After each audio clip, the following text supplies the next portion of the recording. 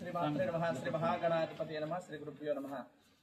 భక్త మహాశైలందరికీ కూడా కాలభైరుని ఆశీస్సులు, అమ్మవారి ఆశీస్సులు కలగాలని కోరుకుంటూ శ్రీ శ్రీ శ్రీ బాలా త్రిపుర సుందరి కాలభైరవ పీఠంలో రేపటి నుంచి అనగా డిసెంబర్ 4వ తేదీ నుంచి మార్గశిర పౌర్ణమి, అదేవిధంగా డిసెంబర్ 12 మార్గశిర బహుళ అష్టమి వరకు కూడా కాలభైరవ నవరాత్రులు జరగబడుతున్నాయి. విశేషంగా దీనికి సంబంధించి పీఠంలో అష్టభైరవుల్ని, ముఖ్యంగా మహాభైరవుని ఇలాగ 9 విగ్రహాలు ప్రతిష్ఠించి విశేషంగా పూజలు, యంత్రతత్వ హోమాది కార్యక్రమాలన్నీ జరుగుతున్నాయి.